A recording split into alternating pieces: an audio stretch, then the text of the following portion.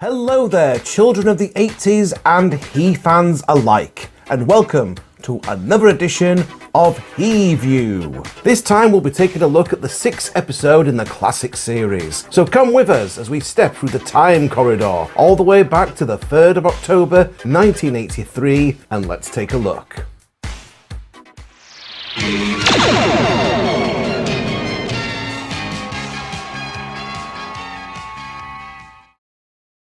We open at Snake Mountain, where we discover that Skeletor has been doing what a lot of us do on a Friday night when it's too cold and wet to go down the pub. He's decided to stay at home and get drunk and order a takeaway. Just look at how impatient he is. At last! I have it, Skeletor!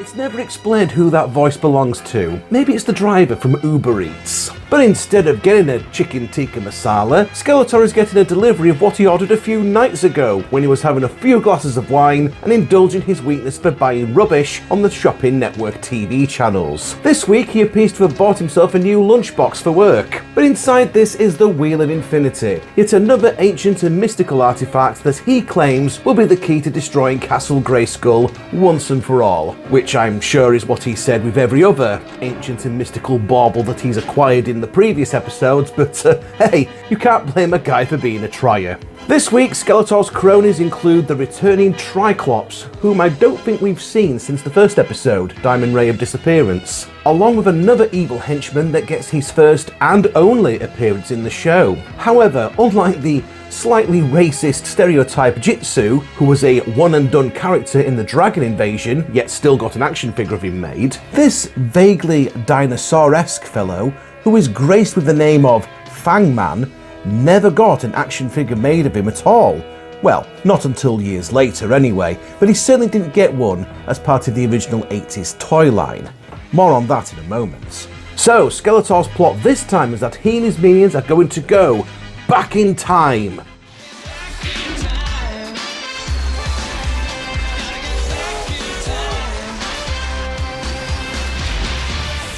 To a point in Eternia's history when there was no Castle Grayskull.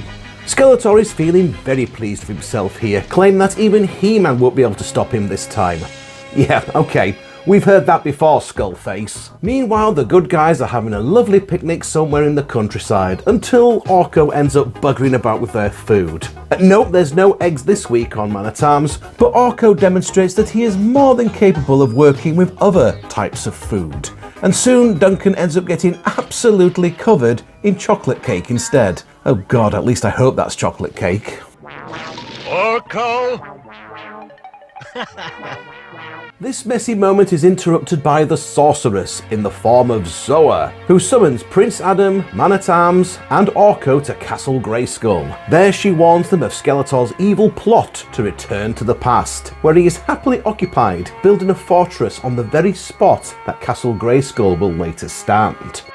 What good will a fortress in the past do him? Good question, Duncan. Well, this fortress is to guard the Wheel of Infinity, which, like any good wheel, Skeletor plans to start spinning, whereupon it will get faster and faster and grow larger and larger, travelling through time as this happens until it destroys Castle Grayskull in modern-day Eternia.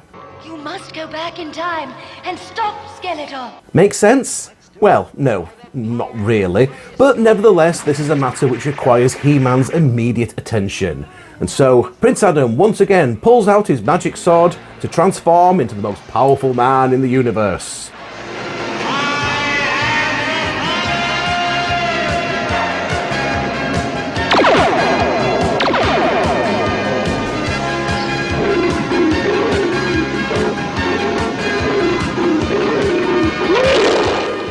The good guys then head through the time corridor where they find themselves in ancient Eternia, and it doesn't take long for our heroes to be greeted by some ancient Eternians, members of the Snake Clan to be precise. Luckily, this is one of those rare occasions where Orko's magic actually works, and soon the language barrier between the two groups of people are quickly overcome. Consider it similar to the concept of the Universal Translator from Star Trek, or the mechanism in the TARDIS that is used in Doctor Who that ensures that every alien encountered by the Doctor speaks with an English accent for some reason. But whilst in the middle of these universal greetings, We've grown, we've Ba weep grana weep nini bong. No, not that kind of universal greeting. The group are attacked by an incredibly goofy-looking purple dragon. I mean, what happened with the design here? We've had dragons on the show before. One episode in particular, the dragon invasion, was full of the buggers. And last time we had a giant pink lava serpent. So why does this ancient dragon look so, well, I'll say it again, goofy?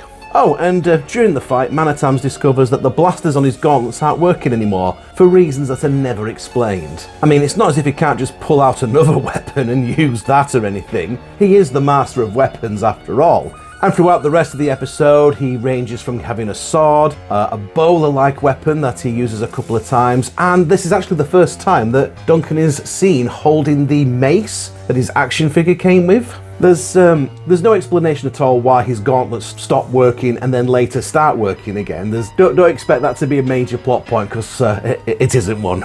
Anyway, once the dragon has been defeated, He-Man and co have now become friends with the Snake Clan and their leader Zalora, who gives a lengthy bit of backstory as to what Skeletor has been up to since arriving in ancient times. At one point, He-Man appears to doze off, so she's clearly not an engaging storyteller, mainly because every so often she has to pause and do a sort of hiss type noise because she's part of the Snake Clan, yes. In a nutshell, Skeletor has arrived in the past. There was two clans of people. There was the Ape people and the Snake people. They used to be friends. Skeletor's enslaved the Ape people and turned them against the Snake Clan, and now the Ape people are busy enslaving members of the Snake Clan and getting them to build this fortress. That's the plot in a nutshell there. So together they make their way to Skeletor's fortress, and upon finding it quiet, maybe a little too quiet, He-Man decides to rile Skeletor up a bit by threatening to turn his fortress into toothpicks. Give up, Skeletor, or we'll turn your fortress into toothpicks. A bit random is that. Naturally, Skeletor is unable to ignore this threat, and a pitched battle ensues, in the course of which He-Man observes that a battle club would make a fine toothpick. That club would make a fine toothpick. What?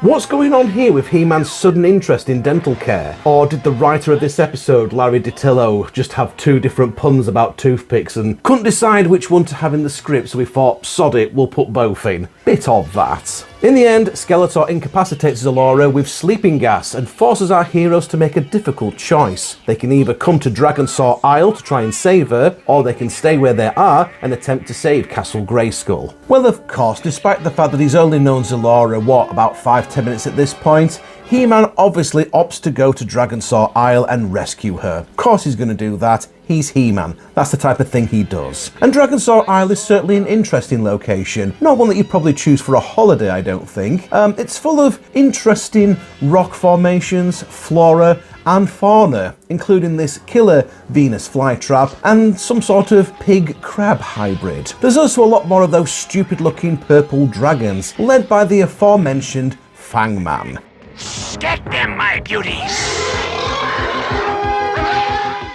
Let's talk about Fang Man just for a moment, because this is it for him. Like Beastman, he has the ability to mind control other animals. In this case, he can control the purple dragons in Eternia's past to do his evil bidding. Now, despite having such a striking design, Fang Man never actually got his own action figure in the original 1980s toy line. They would eventually be a Fang Man action figure as part of the Masters of the Universe Classics toy line in 2013, and the blurb on the back of the packaging actually explains what happened to Fang Man at the end of this episode, which we'll come on to later. On finally finding Zalora, they find that she's trapped in a cage, which Skeletor claims will keep her kept forever between time and space. Well, this is what happens when you buy your magic cages on Temu on a Friday night whilst drunk, as this is clearly a transparent deception when He-Man easily bends the cage's bars and rescues her. This excursion was clearly just put in to pad out the running time of this episode, as the sorceress quickly puts a stop to this and simply transports our heroes back to Skeletor's fortress.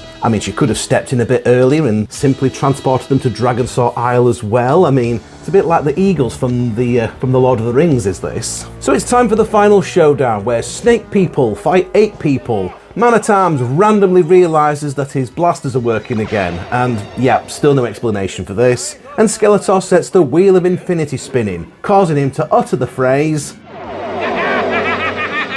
At last I won! which is so dementedly deluded that you almost feel sorry for him. Even with all his great strength, He-Man cannot stop the wheel from spinning, but he suggests that maybe he could speed it up. Skeletor, who is not a master of the art of reverse psychology, shouts out, No! which of course is a cue for He-Man to do just that. The wheel spins faster and faster and is just about to explode when He-Man punches it, sending it flying to explode peacefully in the sky. Our heroes return to the present, upon which the sorceress thanks He-Man, prompting him to smile in a very silly way.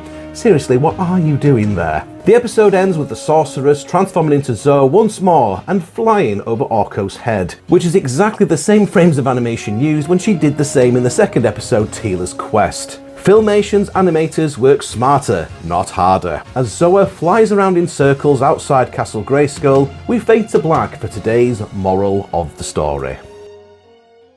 As we've just seen, Skeletor went back into the past to make evil things happen. In reality, no one can go back into the past. That's only make-believe. But we can try to learn from the past, from things that have happened to us, and try to apply them toward being better people today. Remember, it's today that counts.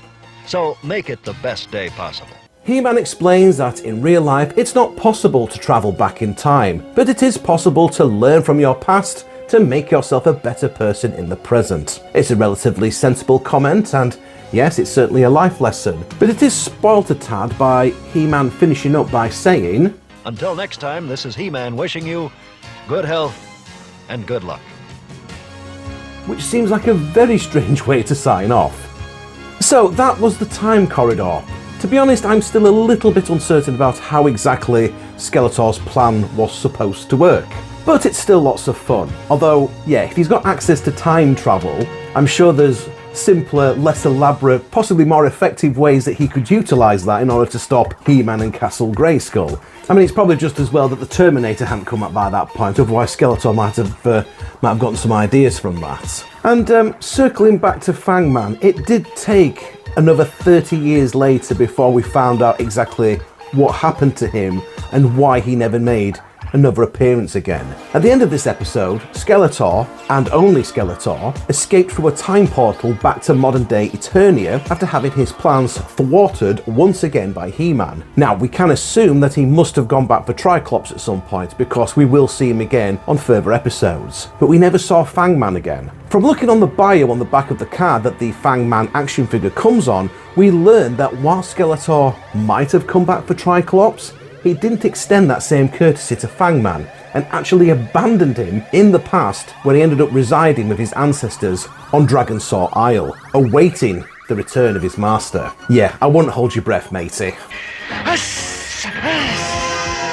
This is also the first time that the Snake Clan would be referred to as part of Eternia's ancient history, although the likes of King Hiss and Squeeze and Snakeface never appeared on either an episode of He-Man or She-Ra. Other members of the Snake Clan, such as Ratlaw and Tug Lashaw, did, although they were either aligned with Hordak or with Skeletor. And it wouldn't be until the 2000X series when the Snake Men would be properly featured in animated form. Now, the Snake Clan are obviously peaceful here, so it does make you wonder what happened to make them become the warmongering bunch that King Hiss would later lead. Is it possible that Fang Man being left behind in the past might have had something to do with it? Did he end up forming a rival Snake Clan that eventually took over and became what King Hiss would rule over? Or perhaps I'm just giving this way too much thought. There are some elements of the script which come across rather oddly. For example, He-Man's closing message and the inexplicable obsession with dental care that he develops in the middle of the episode. Orko is actually useful in this episode as his magic is stronger in the past, and overall he isn't too annoying here. We also have the pleasure of seeing Skeletor actually come close to victory this time, and both He-Man and Orko are at their most brazenly confident. If you fancy a good solid He-Man episode, yeah, this one is a strong choice, even if it is a bit odd in places and makes you sort of think, hang on a moment. But anyway, Next time on He-View, it's the Song of Selice, where Skeletor has seemingly gotten fed up with trying to take over Castle Grayskull and instead built one of his own out of Lego. Must have got it for Christmas. Thank you for watching another little analysis/rant on He-Man and the Masters of the Universe. If you have enjoyed this piece of inane retro-fueled drivel from myself, then please do take the time to leave a like and a comment, and be sure to check out some of my other videos. I have an entire playlist filled with He-Man related content for your enjoyment, so do check that out. Please also consider sharing this video across your social media platforms, in particular with those that have got anything to do with He-Man and the Masters of the Universe and classic cartoons in general. And do be sure to subscribe to the channel as well to see future videos just like this. But for now, thank you very much for stopping by the Big Daddy D Reviews channel, and we'll catch you again next time.